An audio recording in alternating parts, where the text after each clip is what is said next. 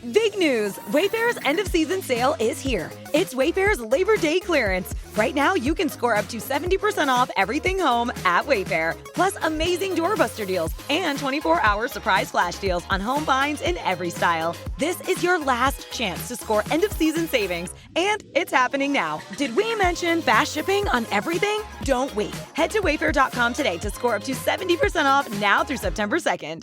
Wayfair, every style, every home.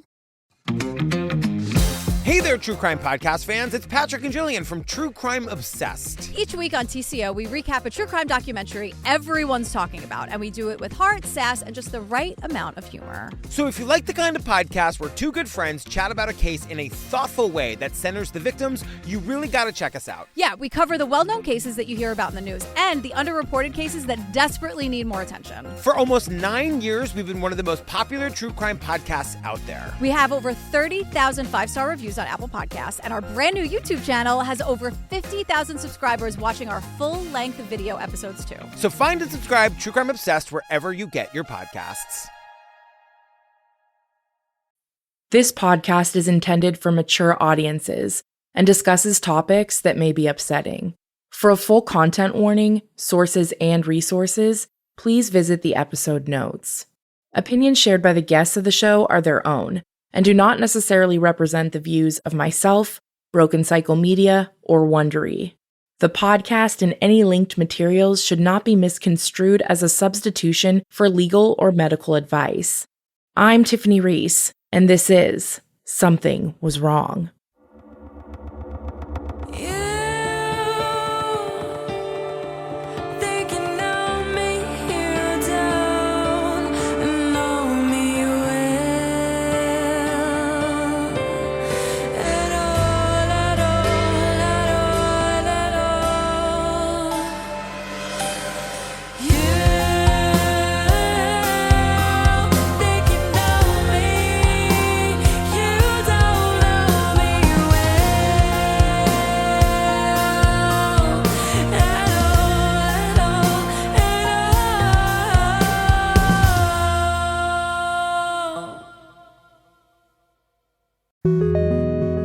Hi, friends. Today, I am honored and excited to bring a special episode featuring Celisia Stanton, host and creator of Truer Crime and host of The Vanishing Point, both on Tenderfoot. Celisia and I connected over email, and when she reached out and started telling me a bit about her own story, which ended up leading to her being a podcast creator herself, I was like, this is perfect timing because we have been discussing scams, fraud, and crime. And as you'll hear in a few moments, her story very much involves those themes. I was very honored that she would trust me to discuss her story as well. And it's also a great opportunity for y'all to hear about the amazing shows that she creates. Celisia, thank you so much for joining us today. I think a lot of people will hopefully feel validated by hearing your experience and learn a lot, because I know I did. I really appreciate the opportunity to be here and chat with you about the shows and also about my experience and give people a little bit of a look about what it actually looks like to experience a financial fraud. I was a wedding and portrait photographer, and that's work I'd been doing pretty much since I had graduated from college. And I always had wanted to have my own business, didn't know exactly what it was going to be. Photography kind of fell into my lap. And so I took off with that, and that was going smoothly. I think I started that in like 2016. And then in 2020, as you can imagine, there wasn't a lot of events going on with the pandemic. And so I had a lot slow down in a lot of my work. I was like, okay, let me use this opportunity to work on other areas of my business and development that I wanted to be doing. And one of those things was I was really hoping to kind of work on building out my financial future. I felt like being a self-employed person, I didn't have a really clear idea of how I was going to retire one day or what exactly I should be doing most strategically to set myself up for success, set my business up for success. I had other goals. I wanted to buy a house and, hopefully get married and save for some of these bigger purchases in life. And I just figured that keeping it in my savings account wasn't the only way I could go about doing that. I knew I could be more strategic. I just needed somebody who could help me know what that strategy would be. And every time I felt like I was trying to look things up online, it just wasn't giving me the clarity that I wanted, especially on the investing side. And so I started working with this financial advisor in the summer of 2020. My mom had been working at this financial company, and he came in and spoke to the Black Employee Resource Group, did a whole presentation. I think my mom had said that he had these infant twins there, or toddler twins there. So, he's coming across as this really charismatic guy, family man. She just had told me about, hey, there's this guy. He seems cool. He's local. It would maybe be in alignment for you. So that's when I had reached out to him. And this was somebody who was pretty well known in the Minneapolis, Twin Cities community, especially within the Black community, because this was a Black financial advisor, which was something that was exciting to me as a Black woman myself. We really connected. He would explain that part of the mission that drove him in his work was helping people to access this system, the financial system, that were traditionally excluded, that didn't normally get access. Obviously, being a Black person himself and then also having his own small business, he was working with a lot of other Black folks that don't typically necessarily have that institutional knowledge because of how our society is set up. So I really resonated with that. I felt like, oh, this is perfect. He's super aligned with his approach and style. And so that kind of sealed the deal for me, where I was like, you know what? This is the perfect time to get started with this. So we started working together in August of 2020. He was great. He was encouraging me to get certain investments going. He was much more of a coach than I think I had read about other financial advisors being like. He really took a more holistic approach. It wasn't just about, okay, here are the investments I was going to make. It was also what could you be doing in your day-to-day life, in your budgeting, in your day-to-day finances to set yourself up for success. He was super warm, bubbly, charismatic. He would go around and do lots of different speeches, go on podcasts. He had a YouTube channel, active on social media, just a really warm person. He was a father of 4 young kids and just seemed like just a great guy who cared deeply about the work that he was doing. And he really wanted to help give other people access to that world. So you start meeting for these lessons. Everything's seemingly going well. When do you start to see the red flags? I had sent him a few different lump sums of money to put into an investment account. And I had a portal I could log into to see where the money was, see how it was doing. Later, I would find out he was kind of manipulating behind the scenes. Those numbers weren't real. I didn't think anything of it for a bit, but then his communication had gotten really poor. I was following up and not getting any response. I was just feeling like something's not right here. And I just had this gut instinct. What if he had stolen all of this money that I had invested with him? And it was something that was really odd because I just had that feeling, right? And I was telling my now husband, my mom, other people who were close to me, and everyone had the same reaction, which was just, no, there's no way that that's what happened. I remember my husband was like, this man does not want to go to jail. If it's true that he stole your money, he's going to jail because he's a fiduciary. You can't do that. The paper trail he left behind is so clear. So there's no way. Did you second guess yourself when you started having those gut feelings? I would say temporarily. I would have a conversation with somebody and then I would feel a little bit better about it for a few hours or something. All of this really ratcheted up over the course of one weekend or just a few days. It was just constantly on my mind. I'm feeling terrible. I want to throw up. And I'd been texting him too, and he wasn't responding at all. And I was texting him being like, hey, I really need this money back. Because he had told me hey, at any point, if you need money transferred for whatever reason, that process should only take a few days. And it's pretty simple. You just let me know. We can get that initiated. So when I started really feeling weird about it, I was texting him every day, multiple times a day, I need to get this money. It needs to be moved. I told him, I have this family emergency, whatever I needed to do to get any kind of response out of him, and nothing. I ended up waking up in the middle of the night, started doing a bunch of research, and I just felt like things weren't adding up. The information I should be able to have access to if I had invested in these accounts he had said that they were invested in. I would go into the portal and be like, it's missing certain information I feel like should be there. So then at that point, I had convinced myself, I was like, I'm pretty sure that this man took this money. And then just wildly, I ended up getting a text from him that same morning. He just said, I've turned myself into the FBI. You can reach out at my email if you have any kind of further questions about this. I don't remember exactly what I said back. I sent some sort of text message back trying to get a little bit more information. I don't think he ever responded to that. That's when I started trying to just contact whoever I could contact at the state first, because I was like, if he's turned himself in and he was maybe under investigation, there's got to be somebody's working on this case.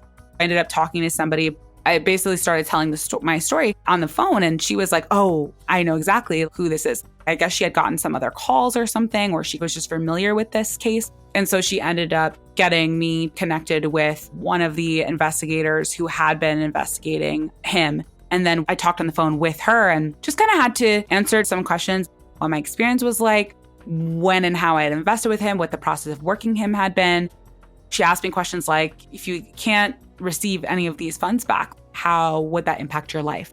But nobody ever said to me, yes, your money was stolen. So it's still confusing because it's like, obviously it was, because he said he's turned himself in and he's not responding to my questions about getting that money back.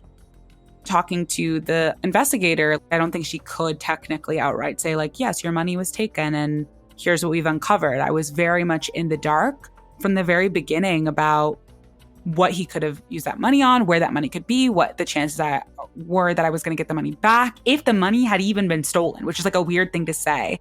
No one will confirm to you that you have actually been defrauded. You just kind of have to infer it.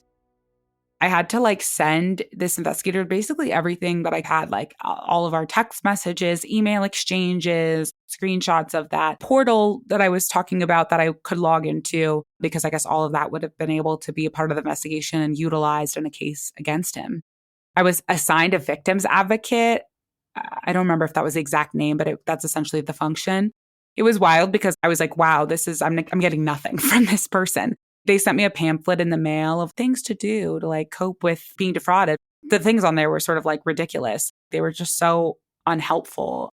If I wanted any information, it was like I had to follow up via email. Like nobody was actually advocating, I felt, on my behalf or making sure I had the proper information to know what was going on. I didn't know at that point who the other victims were. There wasn't any ability, obviously, to connect with those people until later. And I only found out who those people were through social media. It's a very isolating experience because you're just so confused about what's gone on. So you're just stalking him on the internet. And he had left a big old paper trail because he had started his own financial app business that he was trying to get off the ground. And he was a part of like several different incubator programs and had gotten featured in a bunch of different business and tech publications and was going on a media tour on podcasts and YouTube channels and the like. So there was plenty of things for me to kind of like watch and take in and be like, what was he really thinking, and try to speculate, but no clear information about what exactly he had been doing all that time. This is now winter of 2020, so it's a shit year, but it's also winter in Minnesota, so it's a shit time of the year. I was like, I don't really know what to do. I don't have a lot of work things going on because it's the off season, because people really get married in the summer and spring and fall here. And it's the holidays. So I started spending literally all day, every day doing cat puzzles and listening to true crime podcasts. The reason I was listening to podcasts was because I have ADHD. If I'm going to be doing a puzzle, I need to also be listening to something. It's not enough. I need like the extra stimulation. I don't know why I was like, let me listen to a bunch of true crime when I'm already feeling stressed out, but that's what I did. And I do think there's something to that. There's probably something weirdly therapeutic about hearing other people's stories. I had a lot of anxiety and fear post this happening around what he might actually do, because it wasn't like he was arrested or anything like that. Like him turning himself into the FBI basically means that he's now cooperating with the investigation. They're probably going to press charges against him, but it wasn't like they were carting him off to jail. So he was just at home living his life. And I felt very anxious about that because I'm like, oh my gosh, he has all of my personal information. He has my address, he has my social security number, all the things that you would be giving to a financial advisor because they're dealing with such sensitive information. And he is irrational. Any thought of, oh, a normal person would do this is now out the window. And it's kind of like what my husband had said earlier when he was like, oh, this man doesn't want to go to jail. Clearly, that did not stop him. The fact that he very seriously could face prison time or go to jail for doing this did not stop him from doing it. he's a little bit delusional in that he genuinely thought he was going to be able to get away with it. I really do think he thought that he was going to like earn the money back through his business and then everyone would be none the wiser. Obviously, that didn't happen. But now knowing that I'm dealing with somebody who, they're not a rational decision maker. And now, they're in like probably the lowest point of their life. I don't know what he's going to do. I just felt unsafe in my own home. What is it like to try to reconcile that emotionally? First, a lot of shock that this had happened. I had invested basically all of my savings with him, like all of the life savings I had accumulated to that point. So that was really devastating. If you're working with a financial advisor, like the whole point is you're planning all these things for your future. And so this was all suddenly gone overnight. For me, that was like tens of thousands of dollars. And it was a representation of myself as a business owner, like all of the work that I had put in to get to the place that I was at in my business, which had taken years. That was definitely a tough process. And then also it was tough for my family as well, because what can they really do? You want to be able to like help, and there's not anything that can be done.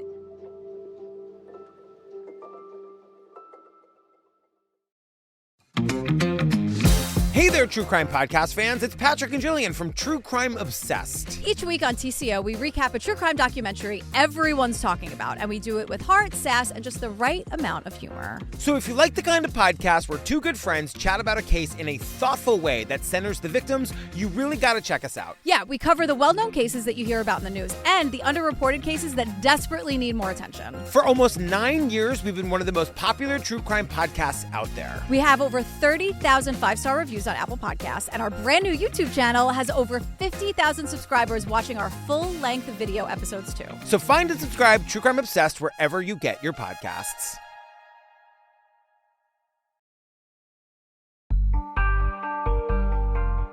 I don't remember the specifics of this part of the timeline, but sometime that winter, they end up charging him and they do kind of like a virtual hearing, which I was able to go to. And then he did end up pleading guilty. So then at that point, they scheduled a sentencing hearing, but it actually wasn't scheduled for months until the summer of 2021, which is actually really fast for this whole thing. For him to have turned himself into a sentencing hearing in less than a year is pretty fast. But for me, it's also a long time, because that whole time between when he had pled guilty and what his sentencing hearing in that summer, he was out and about. And it was weird because his wife might post things online. It's like, here they are in front of their big house. Here they are in their nice cars. Here they are living life, acting like normal. This was a good lesson for me that social media is so fake, because it's like, this has got to be the worst time in these people's life. He had a sentencing date. I had to decide if I was going to give any kind of victim impact statement, but I just didn't feel like writing a victim impact statement, mostly because I just didn't want to give him any more energy. There was so much energy that had gone towards this. If I was the only victim, I probably would have written an impact statement. But I knew that there were a bunch of us. He had stolen over $2 million from a bunch of different clients. And so I knew that there would be plenty of other people reading their statements. And the purpose of this statement is to be cathartic for people, or it could be an opportunity for him to have to sit here and hear the impact of his crime, but also to guide the judge in their sentencing. And so I felt like that I wasn't going to get any kind of like catharsis out of that, because I just didn't want to give him more energy. And I felt like the judge would have the information that they would need from how I had already participated in the investigation and everyone else's statements. So I got there. It was so surreal to like kind of like see the other people, and then also to see him for the first time, since the last time I had seen him would have been when I thought everything was fine, like one of our last meetings in the fall before. It was just interesting because the victims were all different types of people. I feel lucky that this happened when I was young. And while it was a big financial hit for me, this wasn't like I had moved my whole retirement and was investing with him and was about to retire. That was the circumstances of some of the victims of this crime.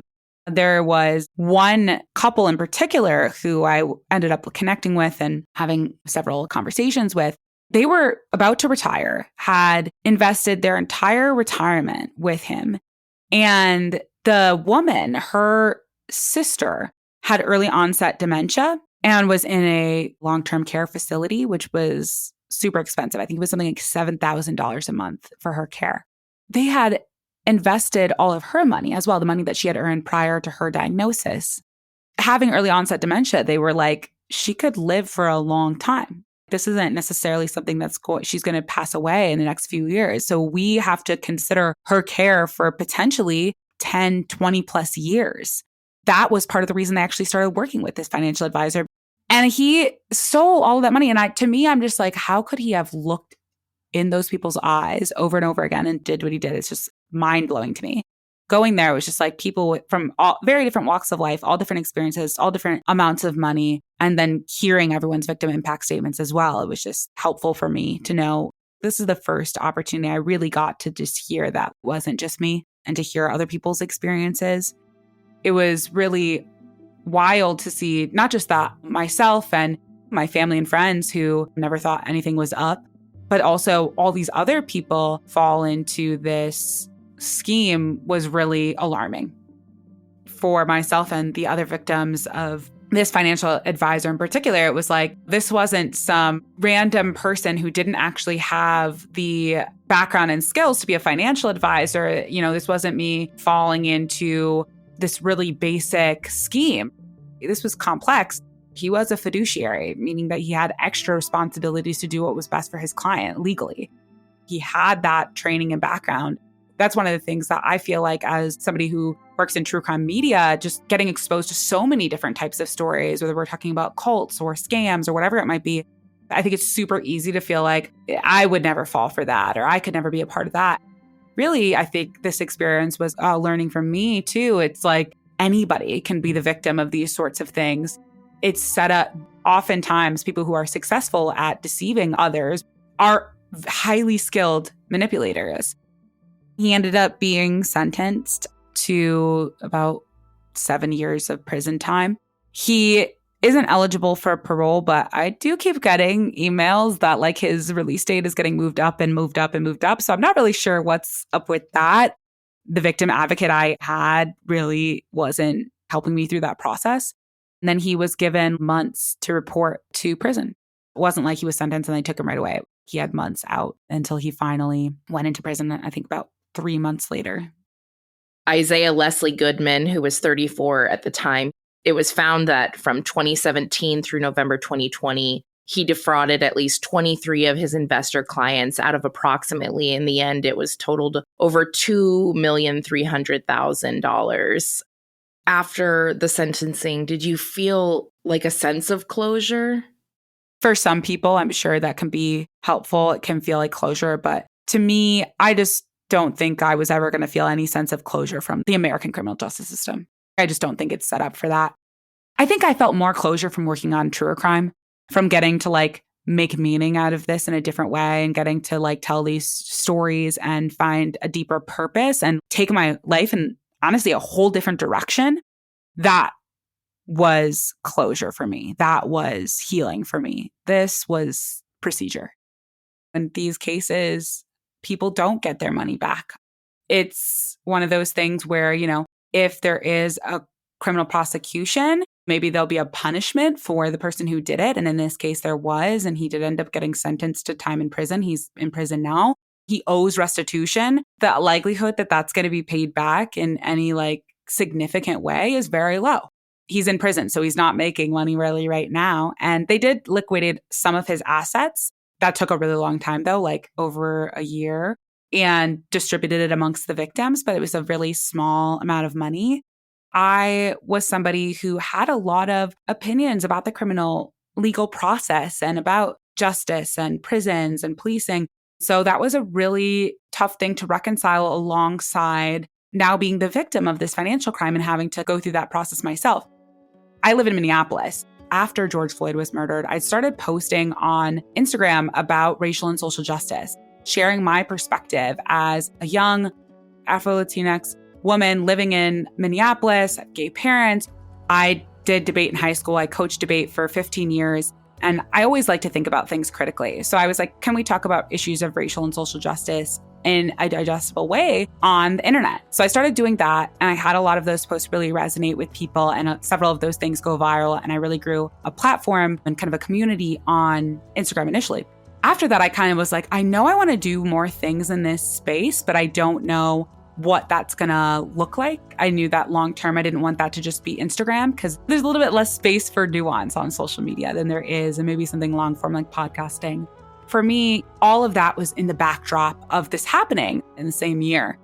And so dealing with the emotional experience of getting defrauded and also like having these feelings about knowing that the criminal justice system, maybe it operates how it's intended to, but it does not always serve out justice or what I would consider to be justice. Being in an era of a lot of criticism of policing and then having to rely on that same system to get me what I needed, whether that be some amount of money back or, accountability for this person who had done this. It was kind of a lot of nuanced, complicated feelings for me. I think that's kind of how I ended up in this situation where I started my podcast, which is I was just listening to true crime episode after true crime episode, and I was constantly pausing it to basically complain to my husband about different things that I felt like was missing from so much of these true crime narratives. So many different shows I was listening to about race and gender and sexuality and why do people commit crime? What does it actually mean to be victim-centered? Because I was like, victim-centered isn't just, oh, this victim was beautiful and wonderful and had a great personality. Victim-centered for me would have meant, what can we do to ensure that this doesn't happen again? I think that that's something that's common amongst victims of all types of crimes.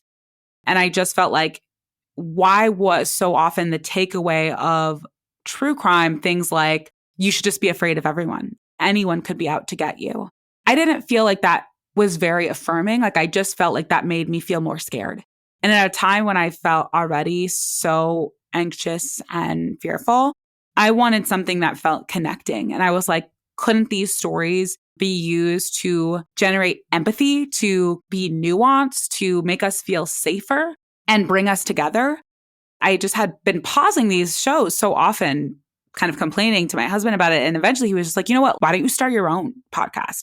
He's the kind of person, he's always kind of like pushing me to do something new or take on a new project. I'm like, I don't have time for that. It's too much. But this one, I was like, not only can I not say I don't have time because I'm just sitting here doing cat puzzles and listening to podcasts, but also it was like, wow, actually, this is a great idea. Like, I do feel like I have a unique perspective, even just being a Black creator.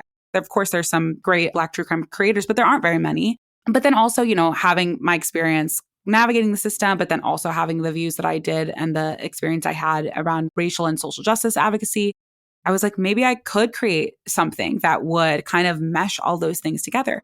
For a lot of people, when you're consuming true crime stories, it is about entertainment. I wouldn't be listening to episode after episode after episode if there wasn't something entertaining about it. It could be comforting or cathartic, and all those things can be true too. But also, there's something about the way that we're telling these stories, especially in true crime podcasting, that's compelling to people.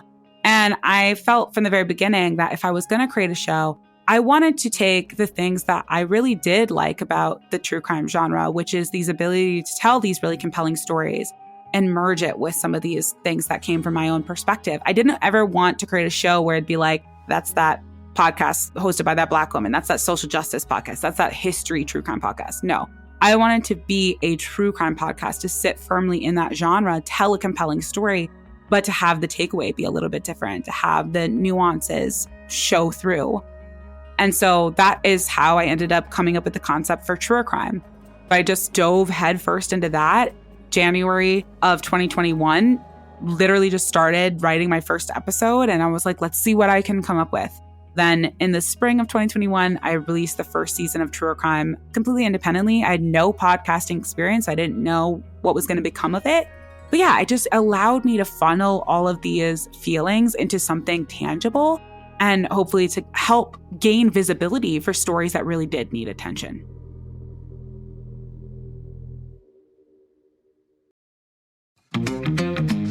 Hey there, True Crime Podcast fans. It's Patrick and Jillian from True Crime Obsessed. Each week on TCO, we recap a true crime documentary everyone's talking about, and we do it with heart, sass, and just the right amount of humor. So if you like the kind of podcast where two good friends chat about a case in a thoughtful way that centers the victims, you really got to check us out. Yeah, we cover the well-known cases that you hear about in the news and the underreported cases that desperately need more attention. For almost 9 years, we've been one of the most popular true crime podcasts out there. We have over 30,000 five-star reviews on Apple Podcasts, and our brand new YouTube channel has over 50,000 subscribers watching our full-length video episodes too. So find and subscribe True Crime Obsessed wherever you get your podcasts.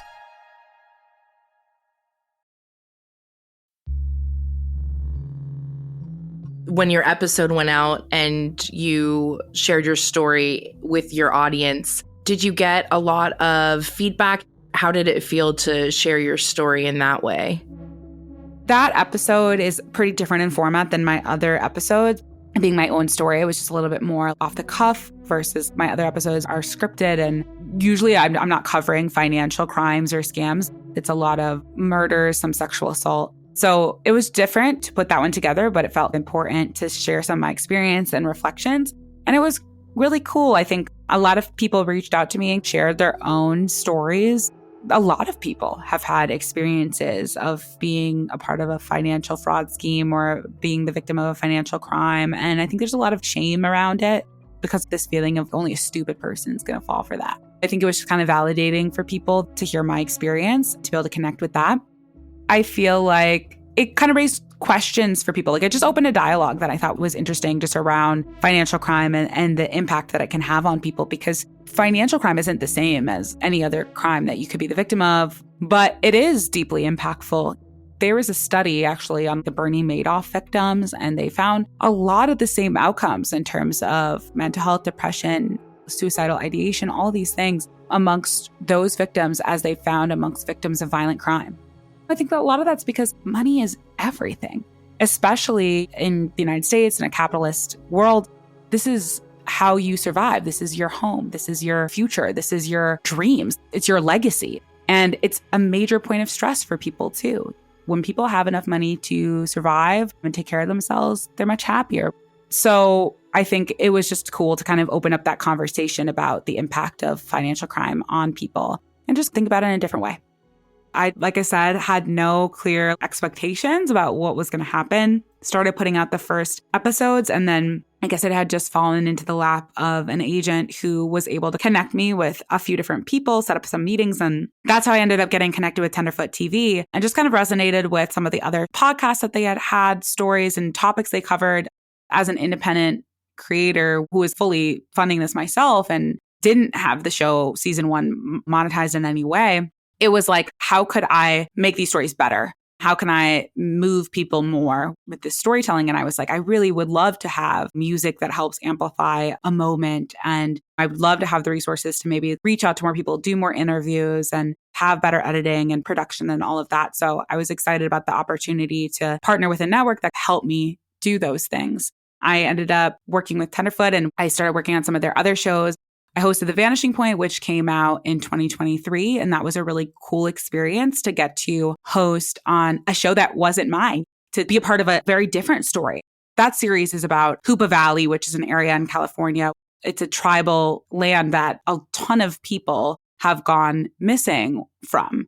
The idea of The Vanishing Point is that every season really investigates a location. And in this season, it was like, what are the systems at play that are causing all of these Indigenous folks to go missing or be murdered?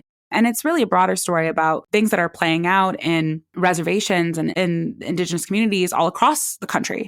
So that was cool too, because it was a little bit more investigative in that we actually got to go and talk to the people there and connect with the families. Whereas, True Crime is episodic. Every episode is different case, different story. And sometimes I get to connect with the families and victims, which is amazing.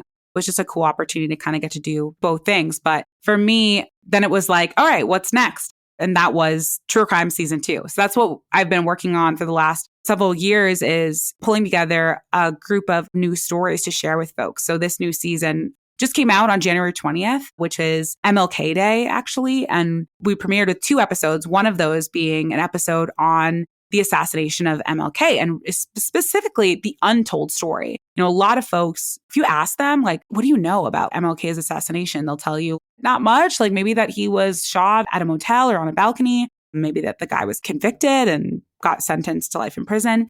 And all of that's true. He was killed while in Memphis, while he was standing out on a balcony by a single shot.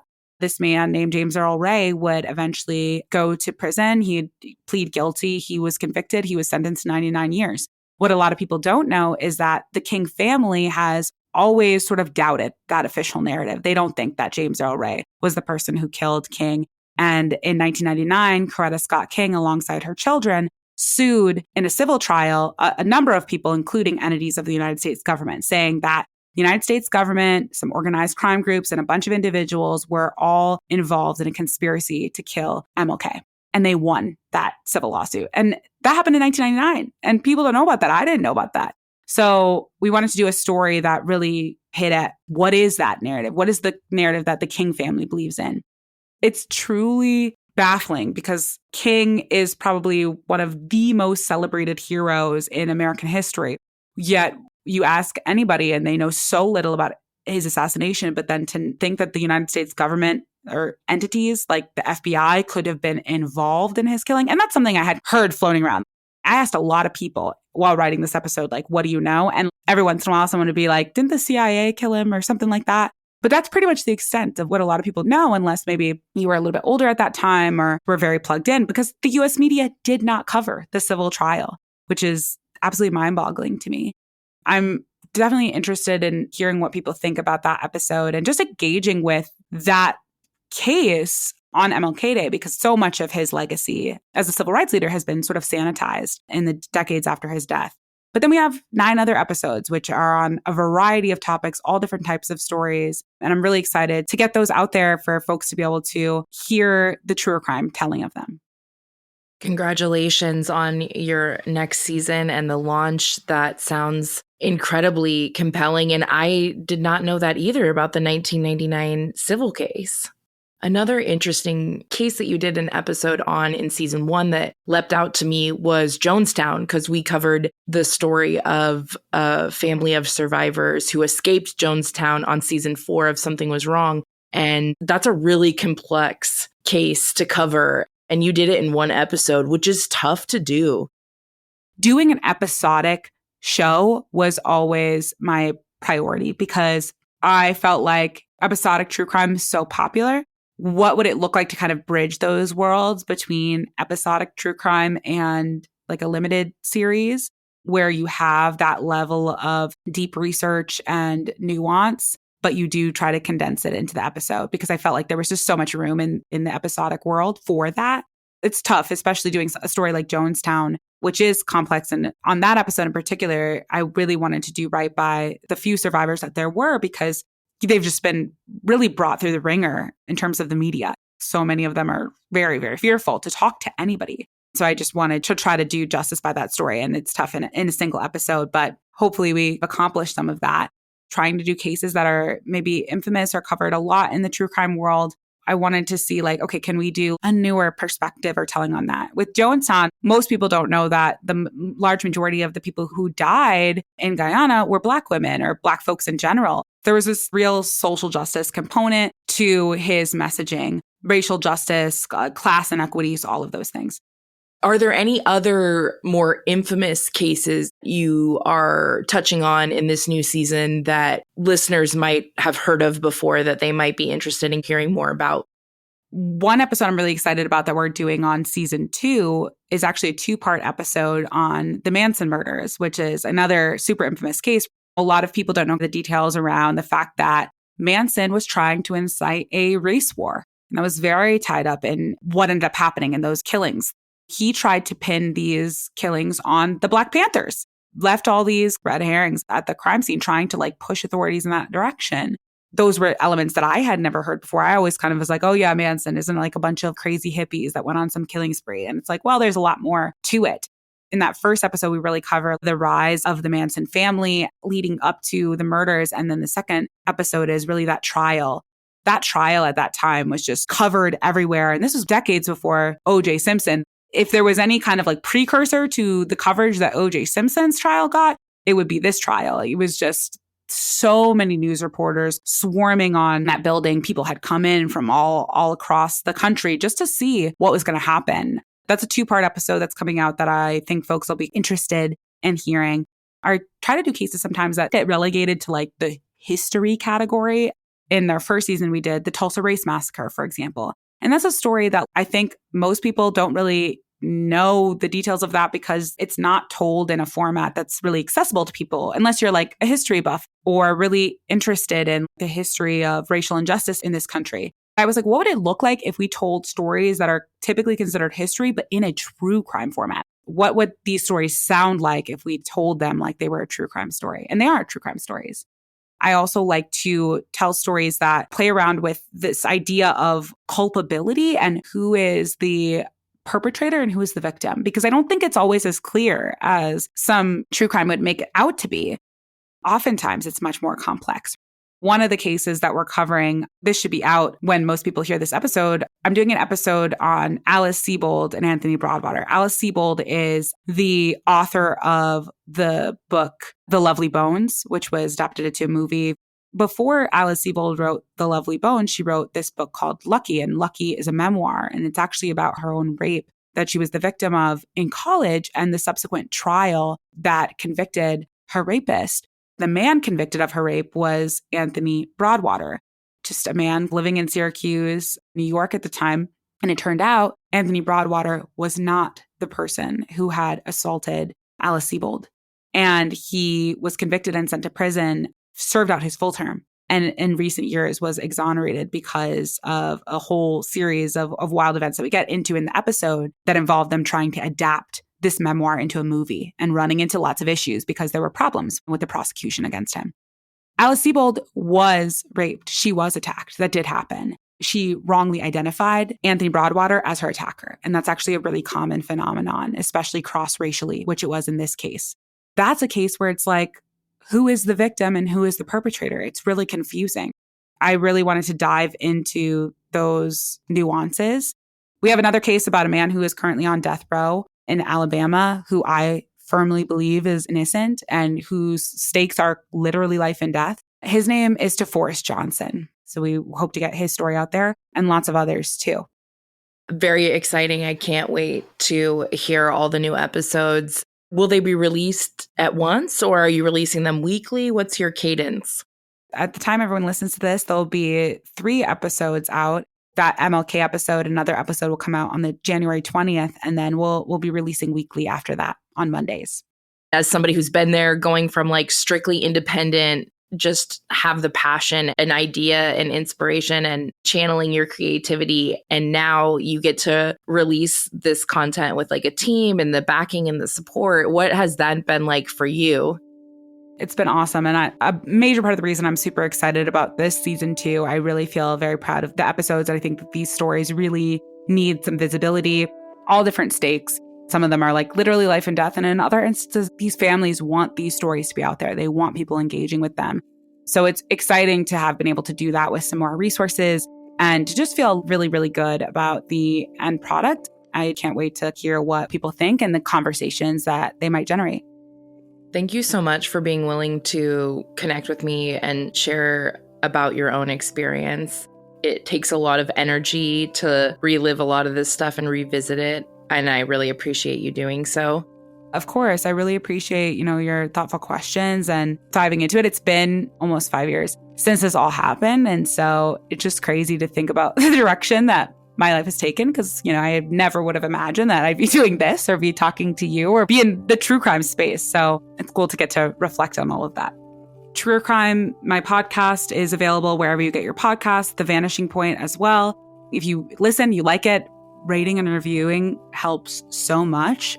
Beyond that, though, you can find me on Instagram and TikTok we'll see if it's on TikTok, but whatever, at Celisia Stanton. And then you can find Truer Crime on Instagram and X at Truer Crime Pod.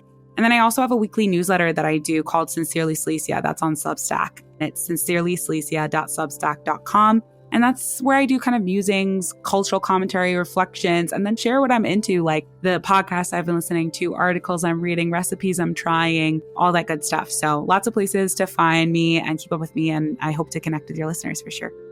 Thank you again so much. I appreciate it. And everybody go check out Truer Crime Season 2.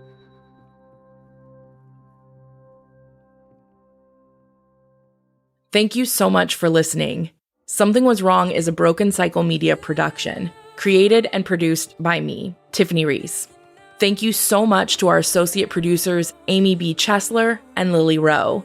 Thank you to our audio engineer, Becca High, and our social media marketing manager, Lauren Barkman of Luxury Media. Additional thanks to our partners, Grant at Wondery, Marissa, Travis, and our team at WME, Jason and Jennifer at KSCO, our cybersecurity team, Darkbox Security, and my lawyer, Alan.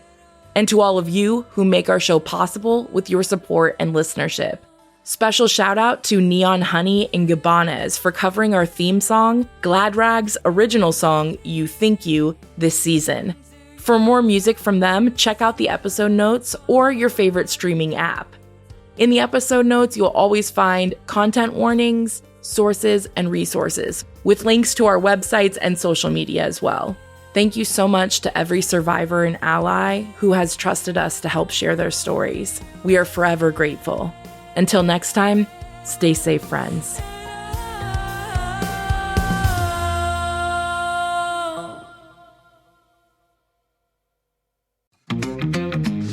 Hey there, True Crime Podcast fans. It's Patrick and Jillian from True Crime Obsessed. Each week on TCO, we recap a true crime documentary everyone's talking about, and we do it with heart, sass, and just the right amount of humor. So if you like the kind of podcast where two good friends chat about a case in a thoughtful way that centers the victims, you really got to check us out. Yeah, we cover the well-known cases that you hear about in the news and the underreported cases that desperately need more attention. For almost 9 years, we've been one of the most popular true crime podcasts out there. We have over 30,000 five-star reviews on Apple Podcasts, and our brand new YouTube channel has over 50,000 subscribers watching our full-length video episodes too. So find and subscribe True Crime Obsessed wherever you get your podcasts.